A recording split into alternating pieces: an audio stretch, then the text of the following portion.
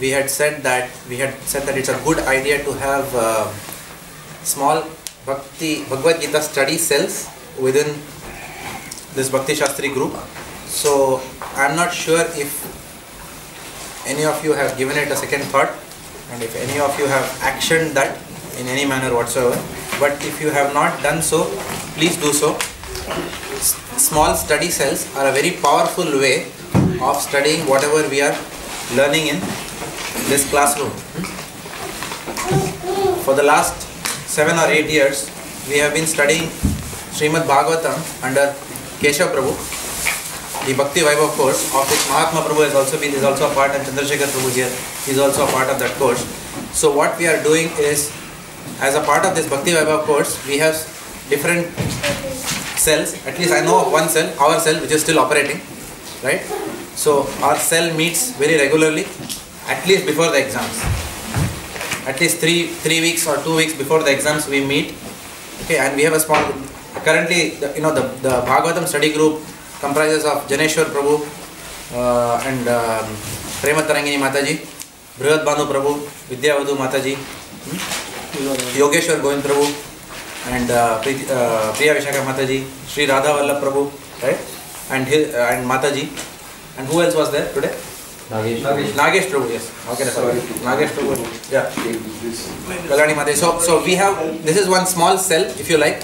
So there are many students who come for the Bhakti Vaibhav, but this is a cell, and we get together before every exam and we study whatever we have learned in the classrooms, where we compare each other's notes.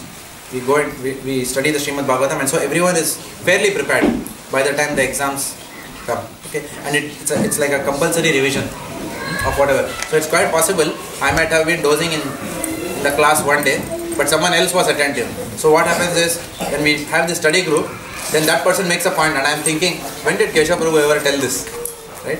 So that's the advantage. So even if we have been inattentive, then someone else was attentive at that time, so they throw in the points. So I encourage you all to please form small cells and start this study group. Janeshwar Prabhu and any of the names that I mentioned now, Janeshwar Prabhu or Mataji or Nagesh Prabhu, Yogeshwar Govind Prabhu, they can tell you, and Radha Vallabh Prabhu, they can tell you how these study groups work, how we actually do the study. Okay, we did a study group this afternoon also. From what time did we start? 2 o'clock, right? From 2 to almost till 5 we went, I think, 4:50 or so. We completed 2 chapters of Srimad Bhagavatam, which are there for the exam. We did that chapter 7 and chapter 8, like that. And we are again going to meet next week. So this model personally has been very beneficial for all of us. You can talk to these members and form your study cells. We have some people who are already experienced in doing Bhakti Vriksha programs and preaching. Kiran Prabhu is there, Asavari Mataji, they are also experienced in doing these programs like that. So if we have 3 or 4 cell coordinators like this, then it will be Radha Krishna Prabhu. He also has experience of preaching, right? So then get into these groups, and then Madhavanand Prabhu has got experience of preaching like that. Sorry if I am not mentioning else, it's not intentional. I can't name everyone. So form these cells. Should I leave it with you all, or do you want me to put you all in groups? I am happy to do that, but then you may come back and say this group nahi chalta hai. Can I be in that group and all that? So I am happy to do that. Otherwise you all form it. What should be the size of the group? The size of the group can be anything actually. Doesn't matter.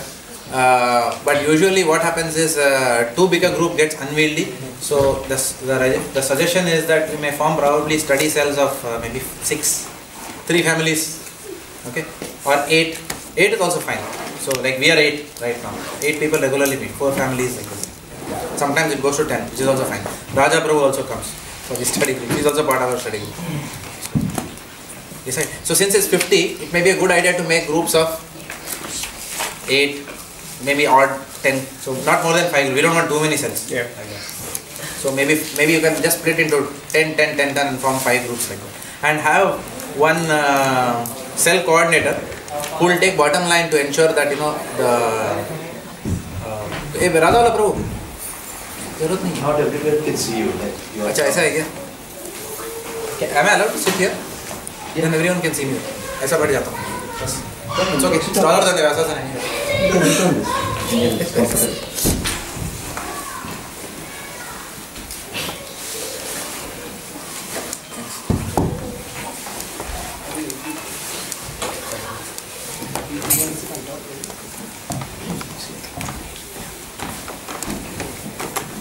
Thank you.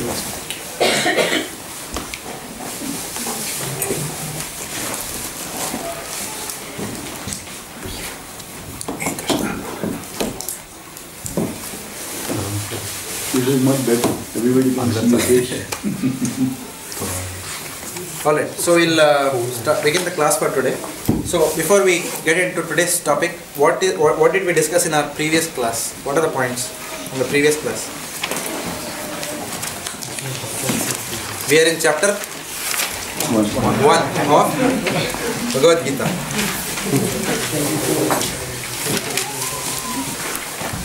So we discussed there are 4 types of Sukritis: Karanamukhi, Jnanamukhi, Agyam, and Bhakti Sukriti. Okay. So we discussed 4 types of Sukriti. What else? Actually, the 4 types of Sukriti was a deviation to Viraj Prabhu's question. Yes. It was not part of the topic. Krishna is Bhakta. Yeah. We discussed the Bhakta Vatsala feature of Lord Krishna. He is Achyuta. Lord Krishna is referred to in these sections as Achyuta. Achyuta means infallible. Okay, what else? Yogamaya covered God is forgetful to the God, and Mahamaya covers Jiva to forget his services. Yogamaya makes the devotees forget the godhood of God, and Mahamaya makes the non-devotees forget their servanthood to God. We discussed causeless mercy. That's where we went into the different types of Sukritis. We discussed causeless mercy. And how does causeless mercy come? It's causeless. But who is more merciful than the Lord? Devotees. The devotees of the Lord. So Srila Prabhupada's causeless mercy made hippies into happies. So hippies did not have any qualification. So Srila Prabhupada said, I made your qualification. So the desire of a pure devotee that another person becomes a devotee makes the other person a devotee. So that is called as causeless mercy. So people who don't have causeless mercy, how do they get into bhakti? By Sukriti. They come through the merit quota. They already have some Sukriti. Either Karmonmukhi Sukriti or Jnanonmukhi Sukriti. Actually not Karmonmukhi Sukriti. They have Agyata Sukriti or Bhakti Unmukhi Sukriti. We also discussed that Karmonmukhi Sukriti and Jnanonmukhi Sukriti, it can go on for millions of lifetimes, but still one cannot get Bhakti from these 2 types of Sukritis. But from Agyata Sukriti and Bhakti Unmukhi Sukriti, the process of Bhakti can continue. What else? Arjuna is not bewildered by Mahamaya but by Lord's will. Arjuna is not bewildered by. Arjuna is not a conditioned soul to be bewildered by Mahamaya. He is not seeking sense gratification, and that will be more evident today. Today we will really come to know what is Arjuna's mood. Because thus far in the first chapter we have discussed the mood of so many entities, personalities, right? We discussed the mood of Dhritarashtra, we discussed the mood of Bhima, we discussed the mood of Dronacharya, right? We discussed the mood of who? Of Drupad, right? We discussed the mood of Bhishma, and now in today's class we will go deeper into the mood of Arjuna. What is Arjuna thinking exactly? We also saw the mood of Lord Krishna himself on the battlefield. What is the mood of Lord Krishna? Bhaktivedanta, yes, but what is that? Who is this Krishna on the battlefield of Kurukshetra? He is Dhira Prashanta Krishna. We discussed that. Right. So we also saw that the Lord is very eager to serve his devotee. And the Lord being infallible, he never fails his devotee. He never fails his devotee. Yes. And he reciprocates properly. As human beings, as conditioned souls, we can never reciprocate with anyone as perfectly as the Lord does. That's why perfect relationships are possible only with Krishna, and perfect relationships are only possible amongst all of us with Krishna in the center of those relationships. If you remove Krishna in the center of those relationships, then no relationship in this world can be perfect. It will be fraught with something. It will not stand the test of time. No relationships will stand the test of time without Krishna in center. Why? Because such relationships eventually will deteriorate owing to envious mentality of conditioned souls. It is only through Krishna consciousness that one can transcend the envy within the heart. Envy is called as Matsara. So from the Matsara stage we have to go to the Nirmatsaranam stage. From envy to no envy. Only then we can have perfect relationships. We discussed that Arjuna is also called as Gudakesh. Did we discuss this? Yes. Yeah. Arjuna is referred to as Gudakesh because Arjuna conquered sleep. And ignorance. He's conquered sleep as well as ignorance.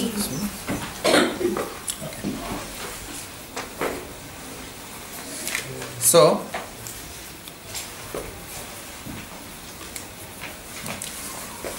towards the end of the section, around verses 27, we saw that Krishna is deliberately now taken Arjuna in front of Bhishma and Drona. Lord Krishna could have taken Arjuna anywhere. He could have taken him in front of Duryodhan. He wouldn't have felt so much. But deliberately the Lord took him in front of Bhishma. And we saw an interesting point. Lord Baldev Vidyabhushan, Srila Baldev Vidyabhushan, he comments that Lord Krishna tells Arjuna that it is because of my relationship with you that I am fighting this battle, and because of your relationship with these people you don't want to fight this battle. Right? So this dichotomy we see, right? In Lord Krishna's mood and Arjuna's mood. And towards the final 27th verse, we saw that Arjuna has been taken near Bhishma and Drona, and then in front of him he sees the whole Kaurava army there. He sees all his kith and kin. He sees his grandfathers, his brothers, so many people, cousins, so many people are there. Like that. And then, from there now we transition to text 28.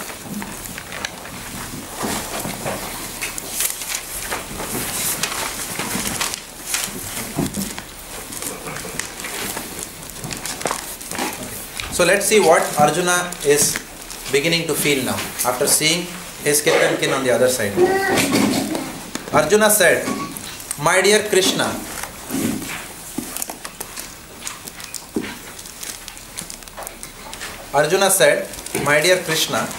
seeing my friends and relatives present before me in such a fighting spirit, I feel the limbs of my body quivering and my mouth drying up." Sachin Prabhu, you want to read? Yeah. So, purport. Okay, the children have to be kept quiet. If the children make the slightest of noise, please take them out immediately, because it disturbs my concentration and everyone else's as well. Any man who has genuine devotion to the Lord has all the good qualities which are found in godly persons or in the demigods. Whereas the non-devotee, however advanced he may be in material qualifications by education and culture, lacks in godly qualities. As such, Arjuna, just after seeing his kinsmen, friends and relatives on the battlefield, was at once overwhelmed by compassion for them who had so decided to fight amongst themselves. As far as his soldiers were concerned, he was sympathetic from the very beginning.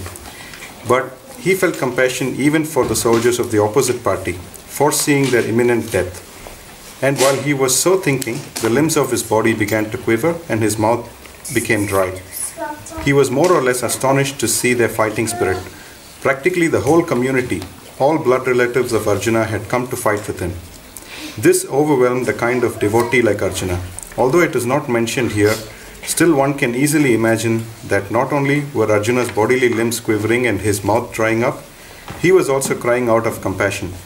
Such symptoms in Arjuna were not due to his weakness but due to his soft-heartedness, a characteristic of a pure devotee of the Lord. It is said, therefore, one who has unflinching devotion for the personality of Godhead has all the good qualities of the demigods, but one who is not a devotee of the Lord has only material qualifications that are of little value.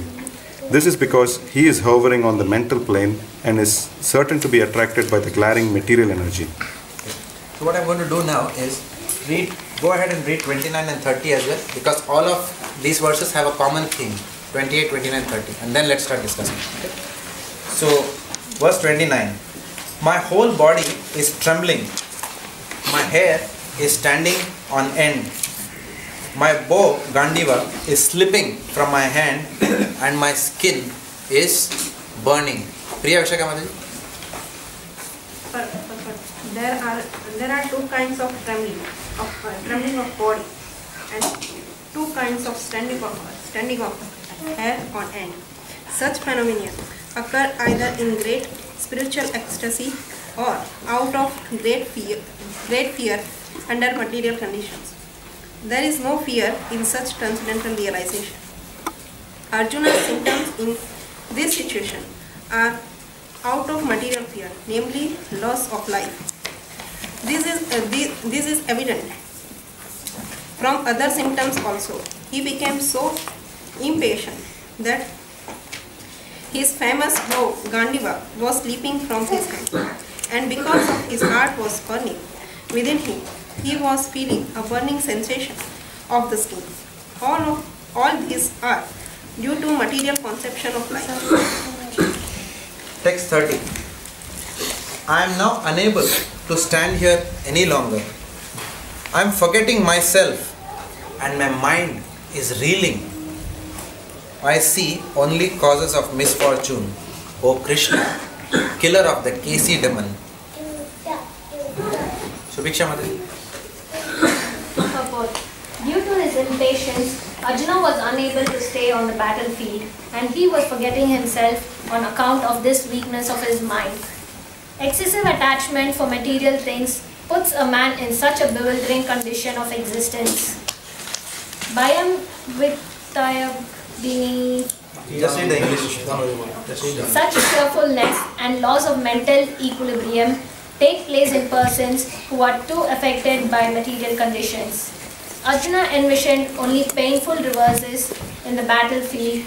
He would not be happy even by gaining victory over the foe. The words Nimittani Viparitani are significant.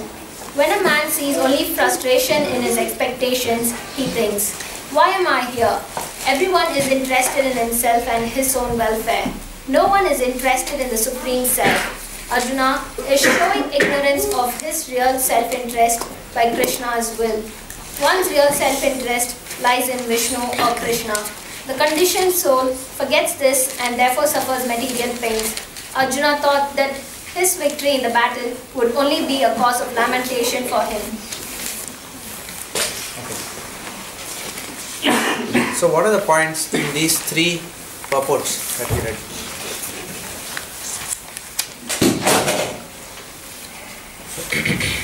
Compassionate qualities getting weak. Good observation. Anyone wants to add? It's compassionate because not only is a feeling for his soldiers from his side, but also soldiers from other side. So he's really worried about the loss of life. Can everyone hear Viraj Prabhu's point? So Arjuna is feeling compassion not only for the soldiers on his side, but he is also feeling compassion for the soldiers on the other side. Any other points? Yeah, Prabhu, I'd like to mention the word, define the word Keshava. It is defined by Sripad Madhvacharya in 3 stages. The basic stage is basic level is Keshava means one who has Kesha, curly hairs, beautiful hairs. So Krishna had beautiful hairs which attracted, even attracted gopis and other people by his hair. And the second level is Keshava means he killer of Keshi demon. Okay, when he was childhood, in the age of 10 or 11, he killed the Keshi demon. And the final or the third level of understanding what he says is, word Keshava is split into Ka plus Isha plus Va. Kaha is Chaturmukha or Brahma. And Isha in this case refers to Lord Shiva. And Va refers to Vartayati. So Brahma Rudradi Vartayati. Iti Keshava is one who controls even Lord Brahma and Lord Shiva is Keshava. So Krishna as Keshava, he controls, even the supreme devatas. So in this context, Arjuna is referring to him as, "O controller of, help me." Very nice. Thank you. Any other points?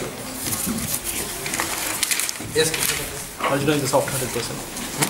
Arjuna is a very soft-hearted person. Arjuna is a soft-hearted person. So, for the first purpose, it's compassion of a devotee. Devotee should be compassion. That's what I explained. And in the second purpose, it is the symptoms of the ecstasy that has been explained. How the hairs on the body stand. However, in this case, Arjuna's trembling or standing of the hair was the out of material reason, that is loss of life. And then in the third purpose, it's why Arjuna was frustrated is explained. Why the frustration has been caused, that's explained. Because when there is a gap between expectation and actual reality, because of that gap, frustration creates. So larger the gap, larger the frustration is. Yes, Madhavanandru. So your hand go up first. In this traditional Prabhupada writes that Arjuna is showing ignorance of his real self-interest by Krishna's will. In other words, Krishna is covered him with the Yogamaya potential. Sorry, can you repeat? So Prabhupada writes, Arjuna is showing ignorance of his real self-interest by Krishna's will. Okay. So that is, Krishna is covering him with the Yogamaya potential. Arjuna's situation is exhibiting weakness of creation soul. He's trembling and bow is falling down, unable to do things that he would normally do so easily. Arjuna is a warrior and he has fought many wars and all, being a Kshatriya. But this is a situation in his life which he is facing his own relatives and all he has to fight against, which is something he never expected, and because that's why he is losing his cool. So that's an extension of what Kerala told. There's an expectation and then there is an outcome. The expectation is not meeting the outcome, then there is bewilderment, which is happening here. Excessive attachment for material things puts a man in a bewildering condition of existence. Fearfulness and the loss of mental equilibrium happens. It's coming here. Someone in our family are getting, something happening to them, automatically we also shiver. Something happening to our own near and dear ones. So the Arjuna is in that situation, that's why he is shivering.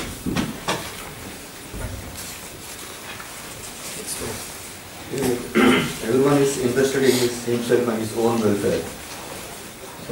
This is the most important point I find out here. And no one is, and he says, Prabhupada says, once self-interest lies in Vishnu rather than thinking ourselves. So this thing is delivering Arjuna because he's thinking about himself and his own typical family and his own Krishna. Good point. I think it's here. Quick extension to what he said. When we feel too attached to material things or people, that's when those are the symptoms of fear and fear of loss, all those comes in. If we are on a more balanced state of mind, will be, if we are not on the material plane, that will be more balanced in our approach and analyze the situations much better. Just like if we are not looking at our own family or others, we try to analyze the position of a third person we are not related to, we'll be able to make better decisions and analyze the situation better, which is not happening here. Because what is there here? What is the difference between a third person suffering and our own kith and kin? What is that? Body. Attachment. Yes. That's the point which there's an attachment factor here. So attachment to bodily attachment is one of the primary reasons for bewilderment in this material world. And that point is coming across very strongly here. If one is a devotee of the Lord, the godly qualities, if they start manifesting, if they are not already there, but one who is a non-devotee, there is actually, though they may be so as educated as they may be, they do not have the godly qualities. So that's a very good observation, because that's what Srila Prabhupada also quotes that verse here. He says, Yasyasti bhaktir Bhagavad akinchana sarve gunair tatra samasate sura Harav abhakta puto mahatguna manorathena sati dhavato bhahi. If you see that, Prabhupada has written that in the purport. So, it is mentioned that, sorry, you had a point, Janesh Prabhu, before I start. Here, Prabhupada mentioned, though Arjuna was a pure devotee, he was such a nice devotee of the Lord, but still he is going through all these symptoms. So that's we have to, Prabhupada is trying to explain that we have to understand this fear, what Arjuna is going through, he still have to be considered as a material fear. So Prabhupada says there is no fear in transcendental realization. So he makes it a point that the one who transcends, then this material fear will not affect. But in this case, it is because of his attachment and then his feeling towards his family and friends. So here also Prabhupada mentioned about that verse from 11 canto, when Dvitiya Vanishika. So in that verse, Gaurav Prabhu explains on this that what is the cause of the fear. So he takes this verse and the whole lecture was on this, and it is a step by step. That's a conversation between Nimi and Nava Yogendra. So this how the fear can manifest in one's consciousness. This verse explains. Alright. So it is mentioned in Nectar of Devotion. Srila Rupa Goswami mentions that there are 6 characteristics of bhakti. The first characteristic is Klesha Agni. That bhakti has got the power to remove all distress, material distress. Klesha Agni. The second characteristic is that bhakti brings in Shubhada. Shubhada means what? All auspiciousness into the life of a devotee. What happens is a person, when a karmi becomes a devotee, when we come into the realm of devotional life, then we start chanting, we start hearing, we start taking prasadam, then we start taking only prasadam. Right? There is a difference between taking prasadam and only taking only prasadam, which also means that devotees at some stage do not buy even bread from, what is it called as, Uncle Brahmi or whatever. Brahmi's uncle, Brahmi's shop. Okay. So gradually a devotee starts taking small steps towards becoming more and more serious in practicing bhakti. Now when that happens, it is said that Shubhada or all auspiciousness starts manifesting, which means a devotee starts getting all the qualities that are there in Devi and Devatas. All the good qualities of the demigods transcend upon the devotee. So that is what Srila Prabhupada mentions here. Yasyasti bhaktir Bhagavad akinchana. A person who is having akinchana bhakti. Akinchana bhakti means what? That you don't have any material desires at all. When a devotee starts really worshipping Krishna without any material motive, which is what most devotees do. Most of the devotees have material attachments. That's a different thing. But they are not doing Krishna consciousness for enhancing their material life. Right? So still Prabhupada is mentioning, still those people can be called as moving in that path of becoming akinchana. So yasyasti bhaktir Bhagavad akinchana, such devotees sarvair gunair tatra samatate sura, means all the good qualities, sarva gun, start manifesting in that devotee. Harav abhakta. Abhakta means what? Bhakta is devotee. Abhakta is non-devotee. Harav abhakta means a non-devotee of Hari, Lord Krishna, Kuto Mahatguna. From where such good qualities can come in someone who is a non-devotee. Mano rathena sati dhavato bahi. Man, mind. Rath means chariot. These people are only driven by the chariot of their mind. So they can't even sit in one place. Right? People who are not accustomed to hearing, people who are not accustomed to chanting, they cannot, they are always driven by what their mind wants. One day the mind will say, let's go for 2020. One day the mind will say, let's go to a movie. One day the mind will say, let's take rest. One day the mind will say, let's go for Bhagavatam class. They'll come running. Next day again, Prabhu, friends and party was going on. Like that. So the mind, this is what mind is driving you in 10 directions. Right? Our mind will say, let's work a little bit more and more at office today, Saturday, Sunday, because promotion time is coming now, right?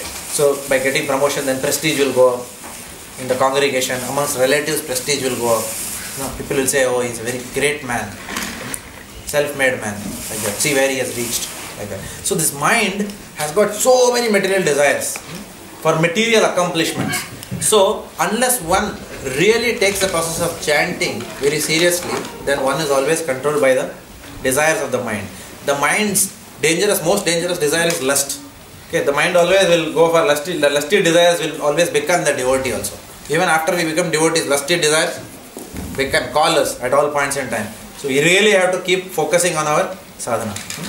Manorathena sati dhavato bhai. So these non-devotees, anyway, who are not even interested in Krishna, there is no question of auspiciousness ever developing in their lives. Usually they mistake material opulence as auspiciousness.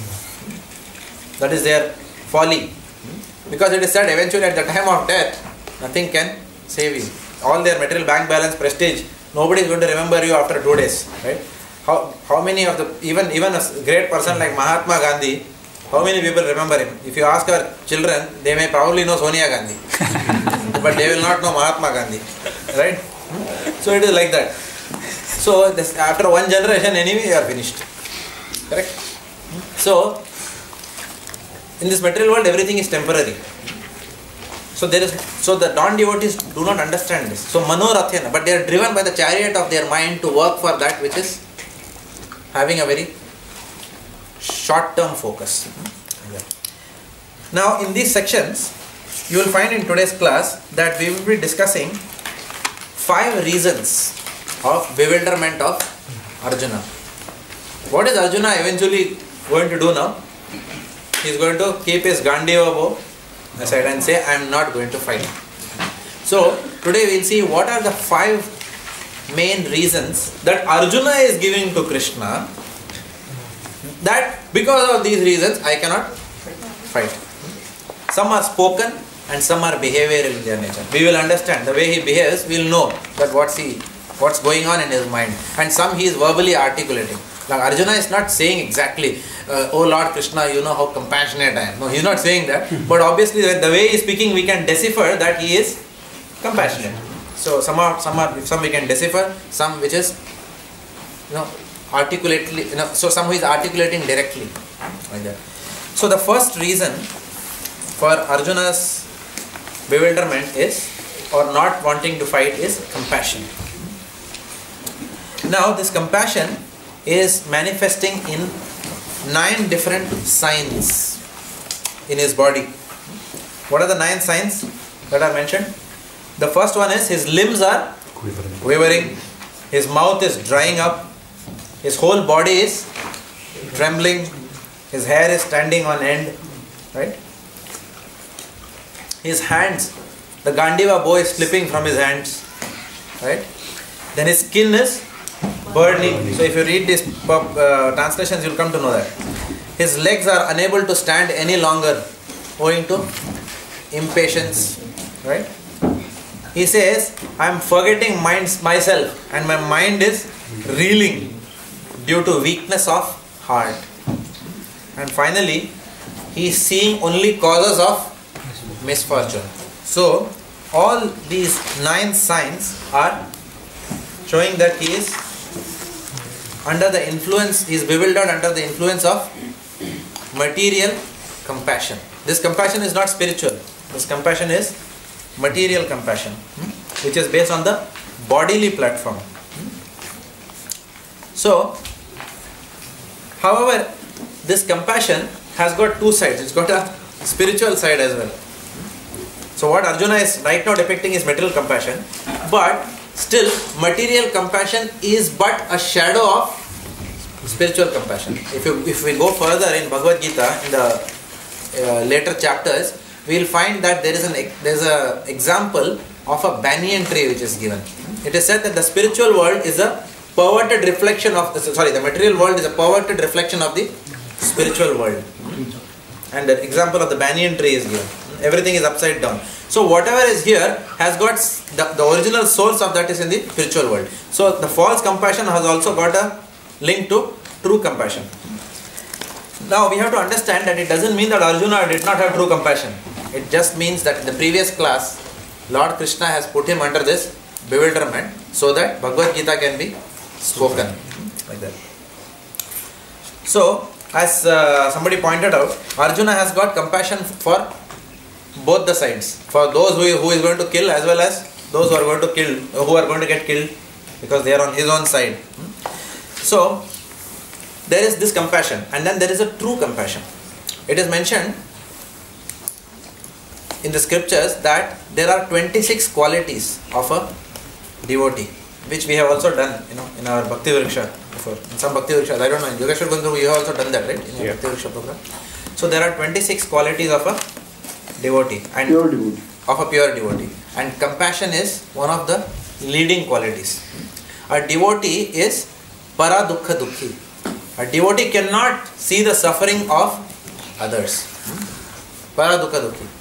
And that para dukkha dukhi aspect in a devotee is the reason why a devotee takes to preaching. Srila Prabhupada could have comfortably gone back to Godhead. He was already there actually. He was a Jivan Mukta. He was already there in Vrindavan. He was meditating. Right? And he could have just gone back from Vrindavan. But why does he have to come at the age of 70 in a cargo ship and then go all the way to a third class place, right?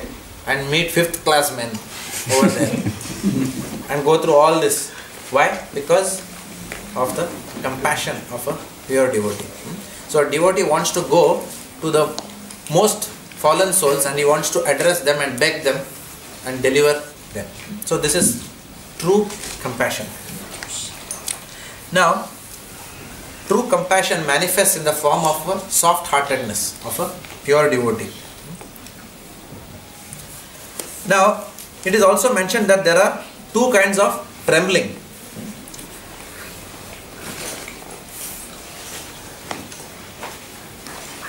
In spiritual life, if you read the scriptures, you will come across what is called as the Ashta Satvika Vikara. Ashta Satvika Vikara means what? The spiritual ecstasy manifesting itself in 8 different external symptoms. The spiritual ecstasy is inside the heart of a devotee. There are various stages in bhakti, which we have studied before. What are the stages in bhakti? Shraddha, Sadhu Sangha, Bhajana Kriya, Anartha Nivritti, Nishtha, Ruchi, Asakti, Bhava and Prema. So we are talking about at the Bhava stage, at the stage at which spiritual ecstasy starts manifesting. A devotee immediately when a devotee sees anything connected to Krishna, then the pure devotee starts, the Ashta Satvika Vikara starts manifesting in the body of such a pure devotee. Okay. So the Ashta Satvika Vikara, there are certain symptoms. One of the symptoms is getting stunned. And Chaitanya Mahaprabhu used to demonstrate this Ashta Satvika Vikara. Getting stunned or intense perspiration. Not because the temple is crowded. Even in a winter, when it is minus 40 degrees, still the devotee is perspiring. Okay? So it has got no material reason, these things. Getting stunned, perspiration, hair standing on end. That's another symptom of Ashta Satvika Vikara. Faltering of voice, unable to speak. Like that. Once it so happened that Srila Prabhupada was also saying Jai Radha Madhav Kunja Bihari. And as Prabhupada was singing, devotees noticed that Srila Prabhupada's eyes were not at all in this world. He was in some other world. He was looking and then he was as if he's lecturing there, but he's singing, he's doing Kirtan there, but he's not in that room. Like that. And then at the end, and Prabhupada was supposed to lecture after that. But Prabhupada went into an ecstasy, and at the end of the Kirtan, Srila Prabhupada just said something like, I could be wrong here, but I think probably Srila Prabhupada said, continue chanting, something like that. He couldn't lecture at that point in time. So this is an example where all the emotions for the Lord are coming out. So one can't speak. Faltering of voice. Sukadeva Goswami similarly was another pure devotee who did not mention the name of Radharani in Srimad Bhagavatam. Many devotees asked her that day, Jaimuni Prabhu, we were discussing during lunchtime, why Radharani is not mentioned in Srimad Bhagavatam at all, because Radharani, Sukadeva Goswami is the parrot of Radharani in the spiritual world. If he would have even mentioned the name Radhe once, he would have gone into this spiritual ecstasy, his voice would have started faltering and we wouldn't have heard of Srimad Bhagavatam today. So he was very carefully not mentioning Radharani's name in Srimad Bhagavatam. So this faltering of voice is another symptom of Ashtasattvika Vikara. Trembling of the body and fading of body's colors. The color itself will change. And tears and devastation. Not material devastation. Tears and devastation. So these are the symptoms of the genuine Ashtasattvika Vikara. Whereas what Arjuna is, something very similar is happening to Arjuna here. So therefore Prabhupada has carefully given the comparison. This trembling is not because of Ashtasattvika Vikara. This trembling is because he is of material fear. Okay. So even when we see a ghost movie, we also start trembling and sweating, like that. Or when we see a nightmare, how does it happen? In the night, then you come up and then you say, full perspiring and trembling, and then you say, can we switch on the light and sleep today? Things like that. So this is material fear. This has got nothing to do with spiritual fear. So this is being compared. And then Nimittani Viparitani, that is mentioned in 31. Arjuna only sees causes of misfortune. He sees that he will become the cause of misfortune for mankind. And he believes that there is only pain and frustration in fighting this battle and there is no fortune.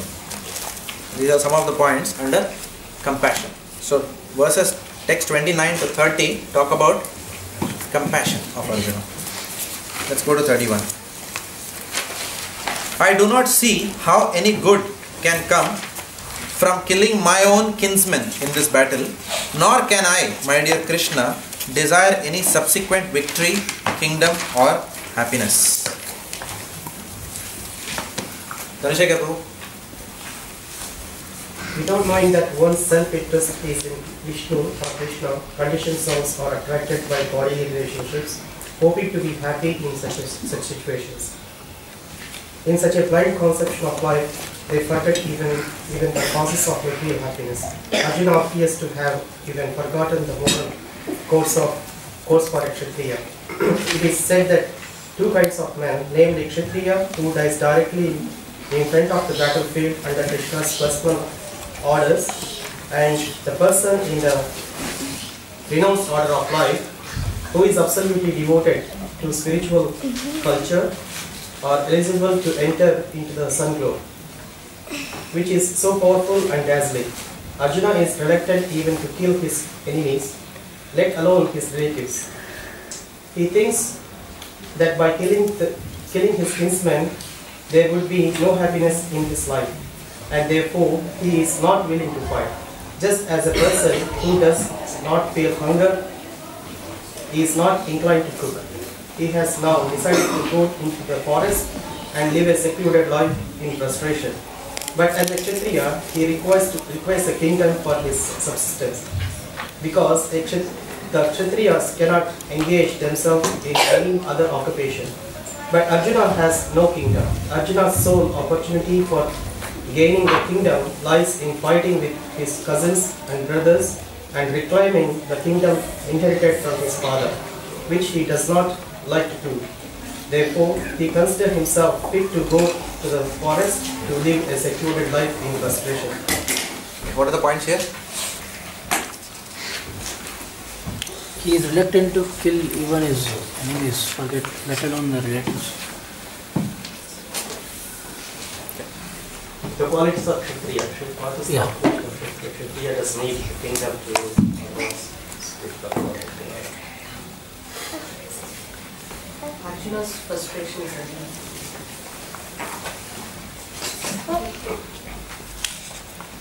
Any other points? He doesn't want to follow his Kshatriya dharma, but he wants to follow something more like a Brahmin or a renounced order of life in the forest. Very good point. Yeah, that is the central point. You had the same point? Yeah. Alright. So, Here, reason number 2 is given. What is the first reason we saw? Compassion. The second reason that he is giving for not fighting this battle, that's the conclusion he is going to get to. Why does he not want to fight? Is loss of enjoyment owing to destruction of family. Loss of enjoyment owing to destruction of family. First reason was compassion. Second is this. So Arjuna thinks that it will be impossible for him to enjoy the kingdom if he can't share that happiness with his family members. Many times we see when people work very hard in office. We have got someone in our office as well who comes in probably at 7:30 in the morning, and then who is there, probably I don't know what time he goes home, because I have always seen him when I come in, and I always see him when I leave. You're talking about Mahesh? No.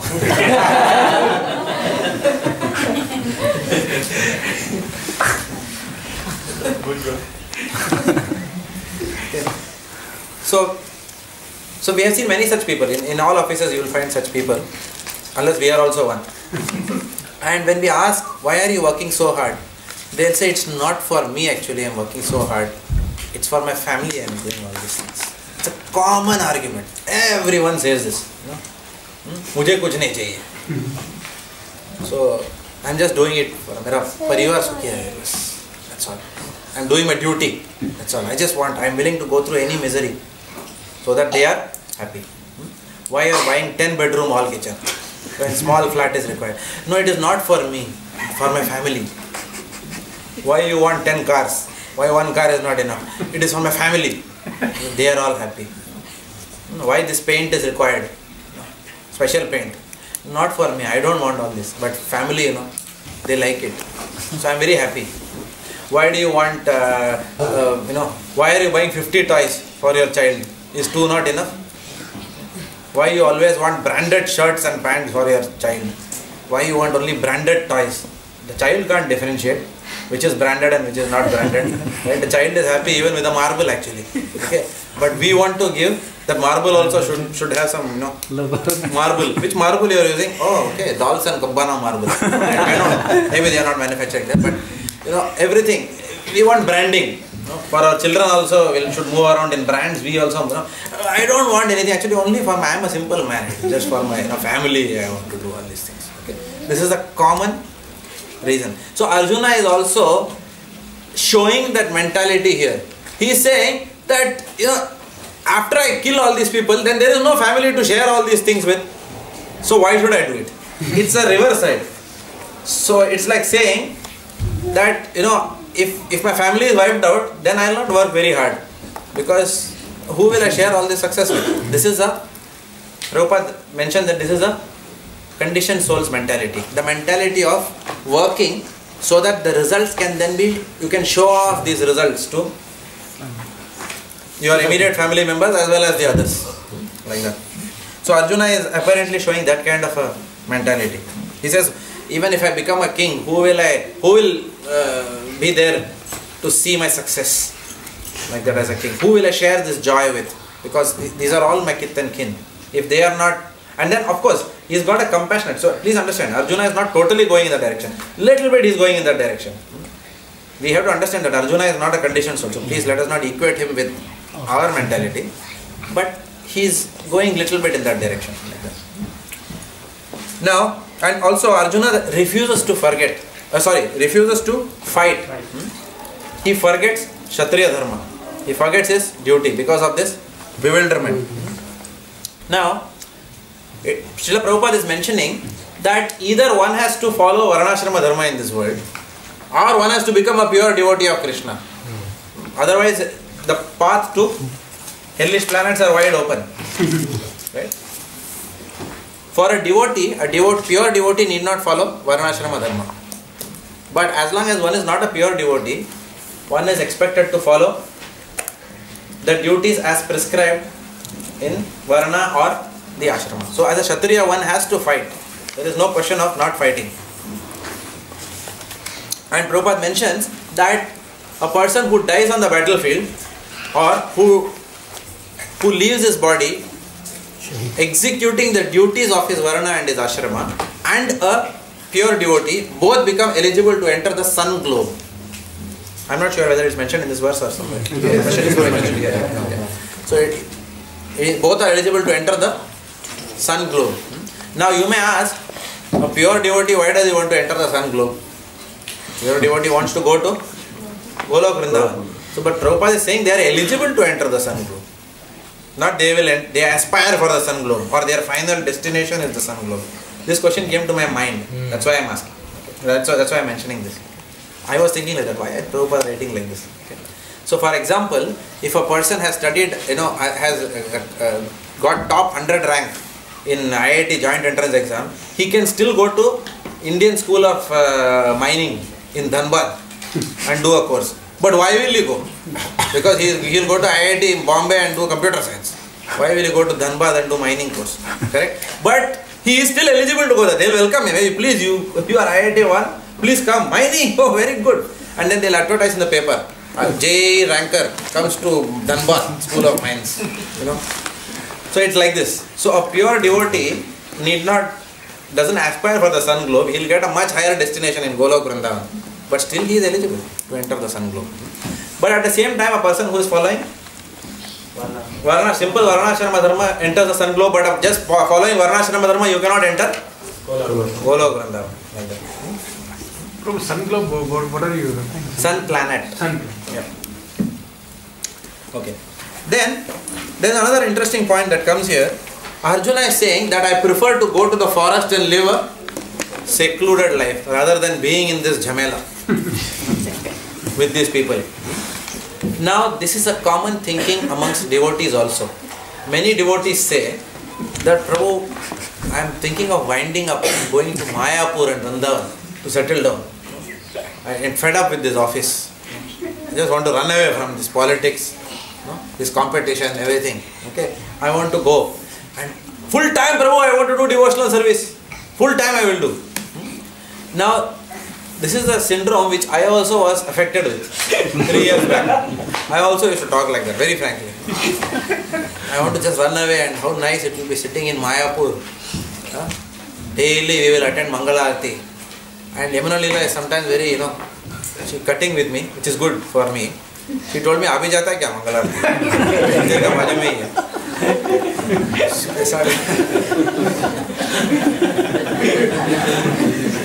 So I understood that a person who cannot, get up at 4:30 in the morning, he will not get up 4:30 in the morning anywhere in the world. A person who doesn't want to study Srimad Bhagavatam, he will not study Srimad Bhagavatam anywhere in this world. So there is no excuse like this. In fact, Srila Prabhupada condemned this mentality of prematurely leaving our duties and residing in the holy dham. If we read the Nectar of Instruction, it may sound that Rupa Goswami is giving a different instruction. Nectar of Instruction towards the end, if you see, Rupa Goswami is saying that one must follow in the footsteps of the Vraja devotees and settle down in Radha Kund. So can we go now and settle down, saying that Prabhu, Rupa Goswami I am following. But Rupa Goswami has told so many other things also. Can we follow that also? Rupa Goswami said no illicit sex. No sex with wife unless required for progeny. Are we able to follow that? We have to ask all these questions first. Where are we in our devotional life right now? Right? No hankering for material things. No changing cars every 3 years. New model has come out in the market. No attraction for branded clothes. So there are so many things. No attraction for position and prestige. Many times we are proud of our humility. Right? I am living such a simple life. You please recognize. See how simple I am. Prabhu, nothing in my house. Very simple life we are leading. And that itself becomes a point of boasting outside. How simple we are living. Like that. So we are proud of our humility. So till all this desire, material desires, the peak of which is what? Desire for puja and pratishtha. Desire for recognition because we are very simple. Desire for recognition because I am a very straightforward person. Prabhu, I don't speak behind, I just speak straightforward in the mouth. Okay, I'm just letting you. I'm just like that type of person. So, again, so you want recognition from everyone that you are a very straightforward person. Okay. But a straightforward person can also be a person who does not deserve any recognition, does not want any recognition of being straightforward. So you don't have to take a loudspeaker and tell the whole world, I'm a very straightforward person. I'm a very humble person. I don't like to get into politics, please. I don't like to get into politics. The best way is what? You don't get into politics. That will be enough. You don't have to tell. I don't want to get into politics, Prabhu. Like that. Okay. So what's happening is that we are not yet there, and we with all this baggage, we go to the holy dham. We will just carry the same mentality there also. Just to give you an example, I can only speak about myself. I can't speak for anyone else. Sometimes, there is pressure. It's a very tight day. Oh, we have to do preaching, we have to do Srimad Bhagavatam class, Bhakti Sastri in the evening, and this and that. But occasionally it happens sometimes that you have a free day. It's very rare, but it still happens. And on that free day, I have already finished whatever I have planned to read in the Srimad Bhagavatam. I have already, done my material responsibilities because I have already cleaned the car, I have already cleaned the house. All vacuuming is over. The clothes have been folded, dried, everything is done. Bhagavatam reading is also over, everything. And after that, when you are sitting, then what happens? Then you don't know what to do. Suddenly, sometimes I go through that. I don't know if others go through that. It's very rare. Those days are actually, sometimes it's very good to have such days. But sometimes you come to that point when you don't have any pressure, and then you don't know what to do. And the mind is then giving a lot of suggestions as to what all can be done. Like that. And those suggestions, if they are spiritual in nature, we can understand that we are ready to go to the holy dham.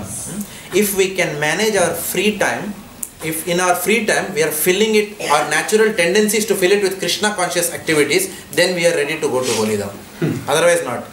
So that is one test. This is my personal, I'm not a very realized person, but this is something personally that I have experienced. When I ask myself, if I go to the holy dham, I will not have the pressure of getting up early, because I may not get up early to chant. Right?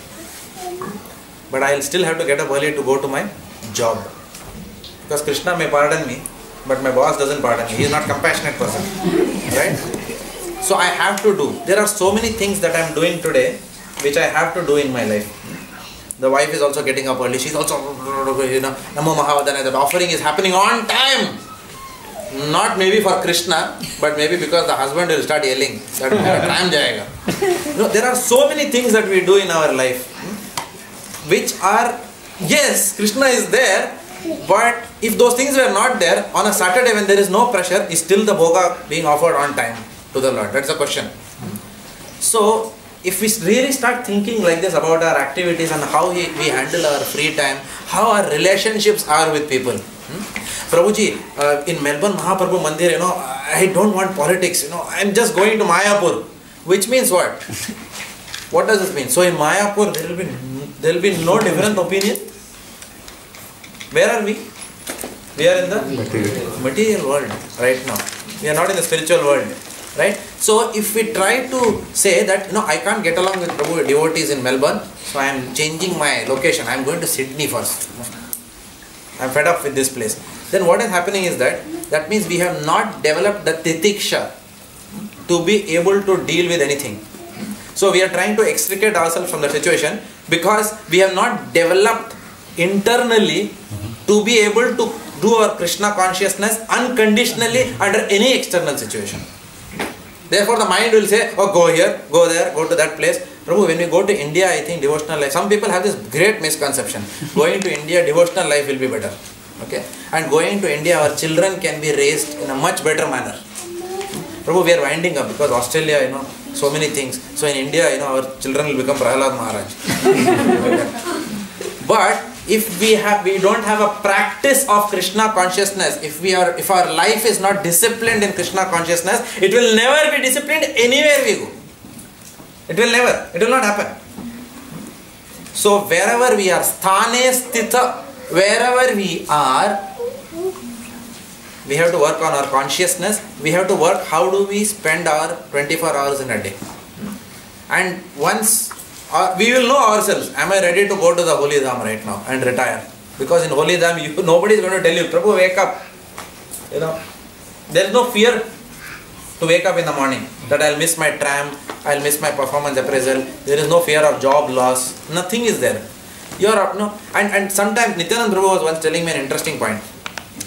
This was a few years back. He said that sometimes we just like devotees and devotional life because we are fed up with the material world outside. So because people are so political at workplace, then when we come here, and then people don't obviously respect us. At workplace, two people may respect you. 5 people will say, I don't care who you are.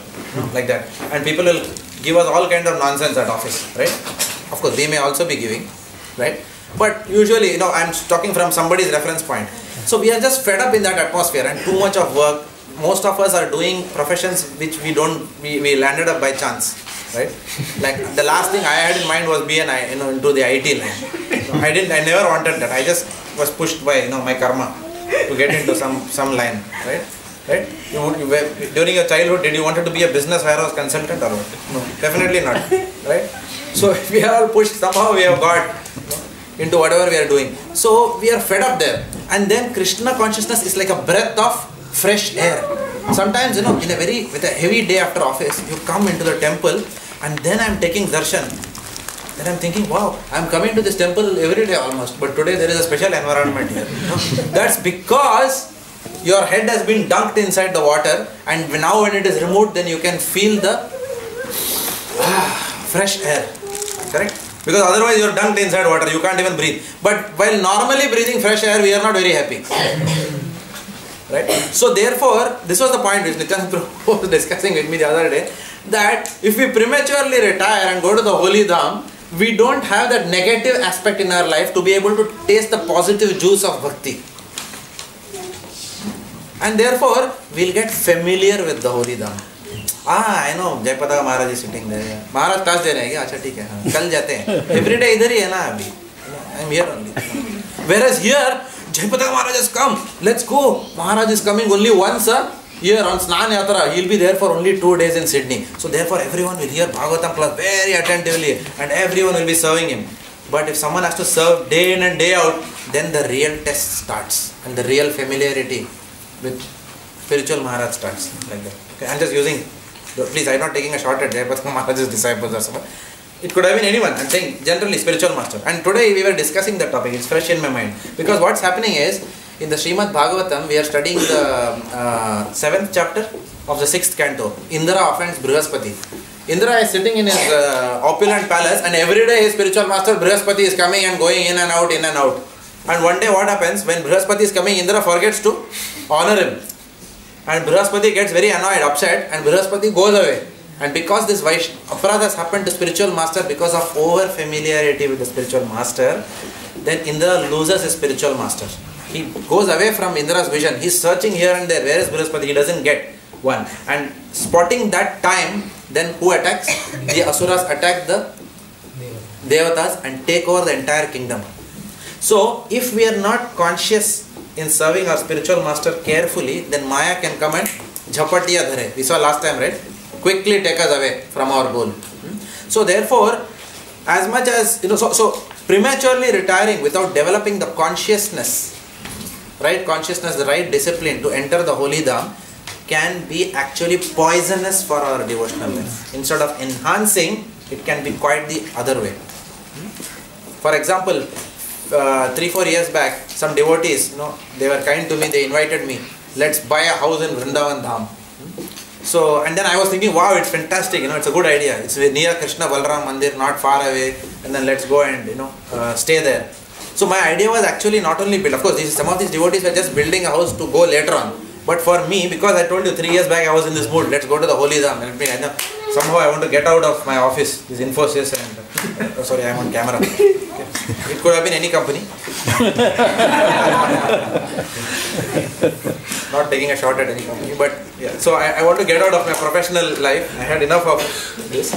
Okay. So, and then let's go back and settle down in Vrindavan Dham. So I asked for permission and I did not get permission. I was told that Srila Prabhupada said that Vrindavan is a one. Let it remain a one. Okay. don't build another. And because I stay in a place called Hiranandani Gardens in Bombay, which is like it's called as the Manhattan of Bombay. Okay, all towers. So the brahmachari was advising me. He told me, do you want to make Vrindavan also into another Hiranandani Garden? All skyscrapers everywhere. Then your KFC will come there, your McDonald's will enter. So that actually Vrindavan actually is going in that direction. If you actually see, So he said that don't go there prematurely. Vrindavan is a place where you go, get your batteries charged, come out, and your Kurukshetra is Melbourne at this point in time. Go, get charged up, go and preach in Melbourne. Go and practice your sadhana in Melbourne. So that is the instruction that I got. It doesn't mean that it's a common instruction, it's specific instruction for me, because the person knew me very well and he knew that I was not ready to settle down in the holy dham, and I don't have that kind of discipline. Okay. Besides the fact that he also mentioned that at the end of the day, Prabhupada wanted the devotees to go out of the holy dhams and make devotees, and that is how we are going to go back to Godhead, not by going and sitting, retiring in the holy dham. Then we are of no use to Prabhupada's movement in that way.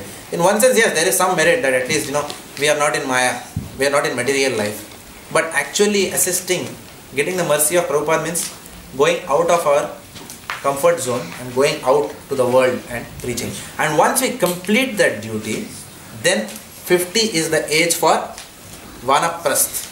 That is why 50 is the age it is given. From 25 to 50 is Grihastha ashram. And after 50 is the Vanaprastha ashram. Haribol. After 50 is the Vanaprastha ashram. In Hindi it is called as Ekavan. 51 is Ekavan. That is where you have to go to the one at 50. And which is that one? Prabhupada writes in Bhagavatam, that is Vrindavan. Like that. Okay. Yeah. So at that time, then we can think of retiring to the holy dham. When we have fairly done our duties as a grihastha, we have made our children Krishna consciousness, they have come up decently, and then we have done our preaching bit, we have done whatever that, when our body cooperates, we serve Srila Prabhupada with this body, and then we can go and retire. In fact, 50 also is a bit premature.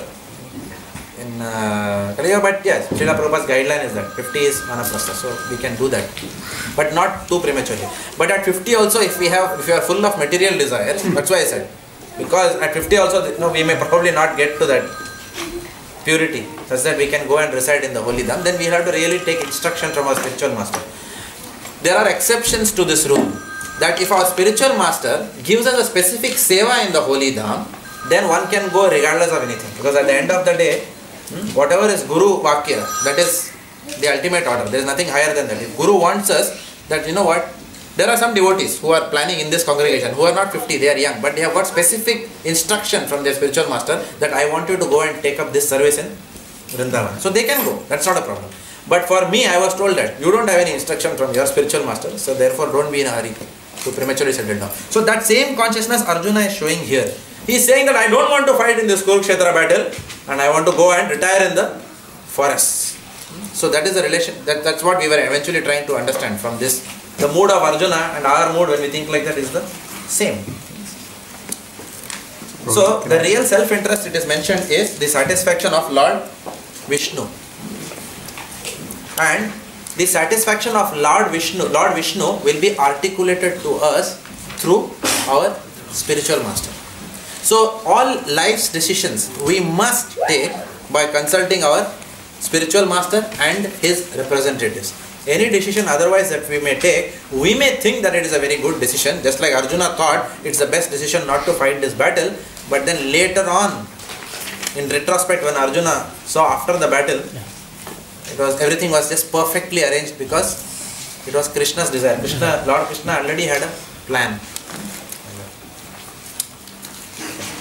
So let's go to text 32 to 35. We will not read all the purports.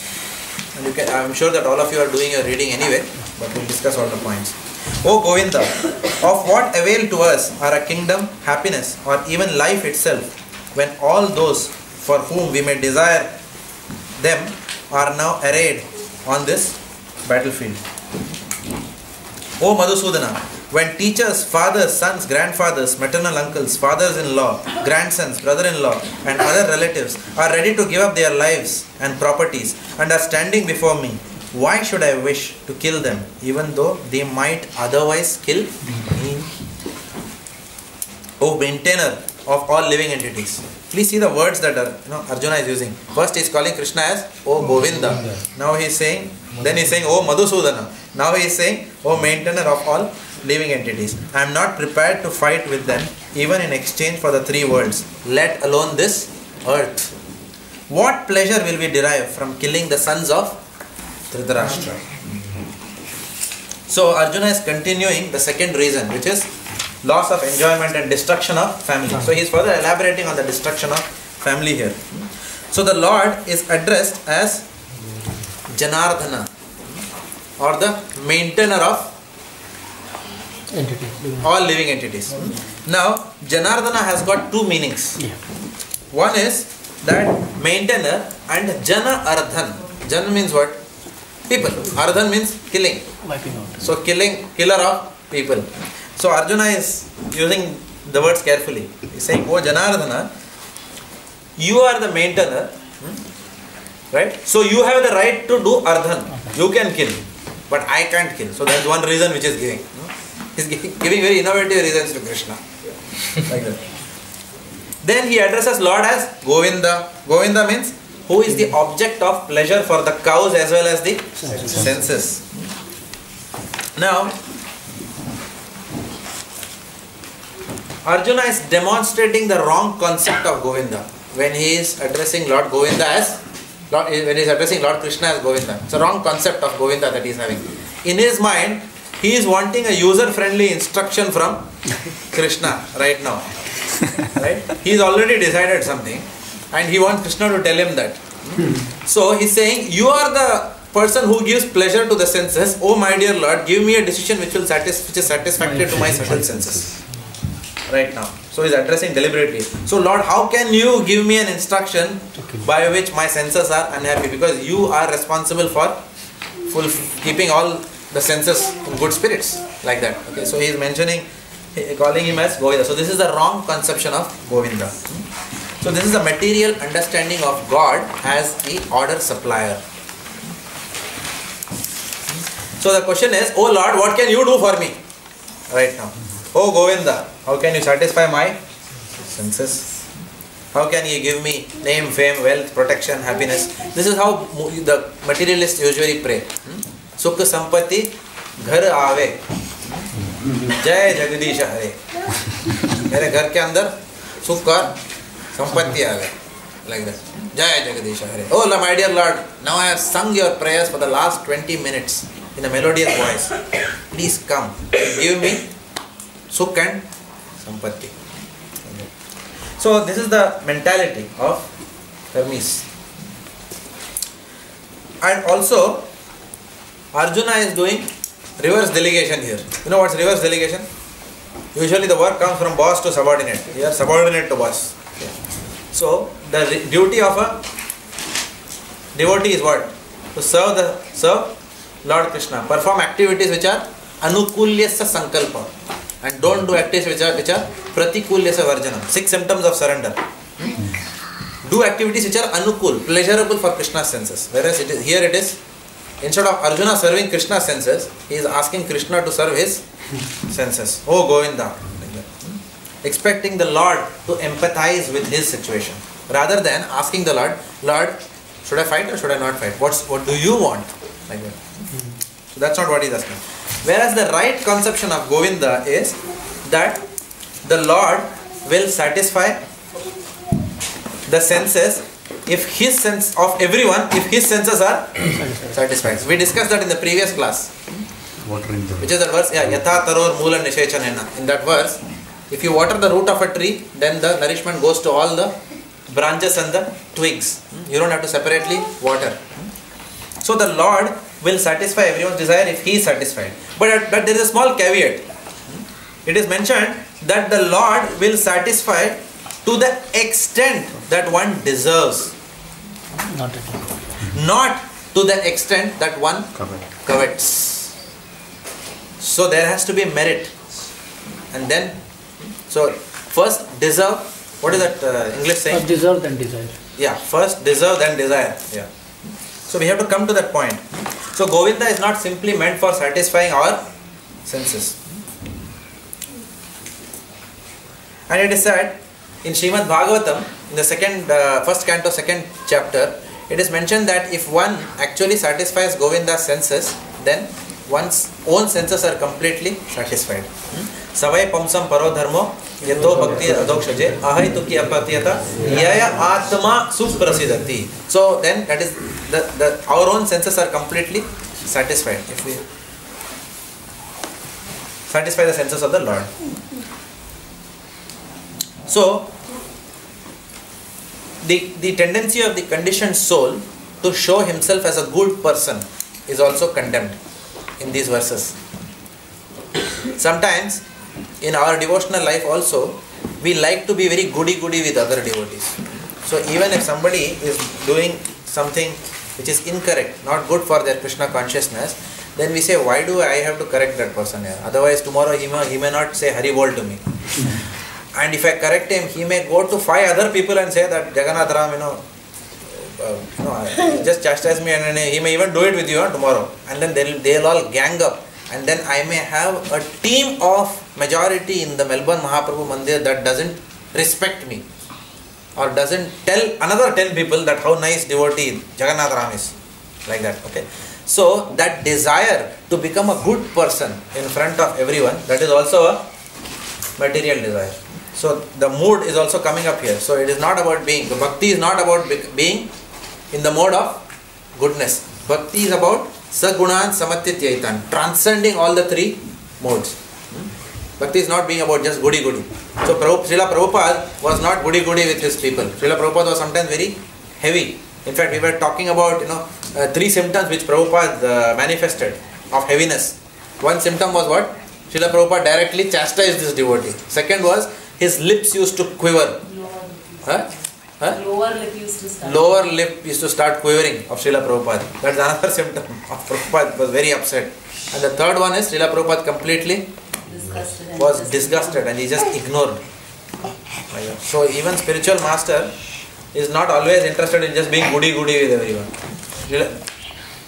So spiritual master will chastise the disciple if felt necessary for the disciple's upliftment. Not that everyone says that, oh, my spiritual master is very merciful. He is always so kind to me. He always asks me, how are you? How are your children? So this is how generally sometimes people approach the spiritual master. We run to the spiritual master and then we show our children also. Go. Like that. Ashirwad. Like that. Okay. And then we are very happy if the spiritual master is very nice to our family, children. He is inquiring about our health and what happened to the ulcer in your tooth. So this is so what we are trying to do, we are trying to get served by the spiritual master. And it has happened in this congregation as well. When the spiritual master has not reciprocated in that manner, then devotees say, I will change my spiritual master. I have taken shelter, but this Maharaj is not reciprocating me. I was not well, he never bothered to ask me, how is your health? So what's the use of this spiritual master? Like that. I took shelter of him thinking that my spiritual master will eternally engage him in, himself in my service. But I'm very upset with this spiritual master. He's not engaging in my service. He's not satisfying my senses. So I'll go to another spiritual master because he's always asking me, how are you? So what's happening? So same mood is here coming up. And we also have some similar moods in our mind. So there is a difference between the calculation of material life and the calculation of transcendental life. So transcendental life means a devotee always wants to satisfy the Lord's desire. A devotee wants to subordinate to the Lord's plan. And what was the Lord's plan in Kurukshetra? To weed out all the irreligious. Not to weed out. He says, yes, I have already killed them. Later on he says, Arjuna, I have already killed them. There is nothing for you to do. So we will see, it's very interesting. Krishna is refuting each of these arguments of Arjuna in the next chapter. He is refuting the compassion, he is refuting the family members. Okay. So today we will only see Arjuna's points and then we will see Krishna's countering each and every Arjuna's point there. So devotee is okay to accept opulences plus inconvenience as far as it is relevant to Krishna's service. So Srila Prabhupada was equally happy in his one room in Radha Damodar temple as much as he was equipoised travelling in a Rolls Royce car or staying in Hilton Hotel. Right? So Srila Prabhupada said, if I have to serve my spiritual master in Hilton Hotel and if I am attached to the one room in Radha Damodar temple, then that is sense gratification. So whatever that is required, whether it is opulence or whether it is poverty, in whichever way, serving the Lord is more important than what situation we are in. And devotee sees himself only as nimitta matra. So Arjuna was thinking still that he is going to kill everyone. So the Lord reminded him, my dear, I have already killed all of them. It will come later. And you are only an instrument. You just shoot the arrow now. They are already dead. If they don't die with your arrow, they will die of blood pressure or heart attack. Maybe not. Maybe some other way. But okay. So, and also these verses give us the understanding that spirituality is much above mundane morality. Spirituality is beyond the three modes of material nature. Mundane morality is all about being a good person, and spirituality is about transcending this mode, going into the pure mode of goodness. 36. Sin will overcome us if we slay such aggressors. Therefore, it is not proper for us to kill the sons of Dhritarashtra and our friends. What should we gain, O Krishna, husband of the goddess of fortune, and how could we be happy by killing our own kinsmen?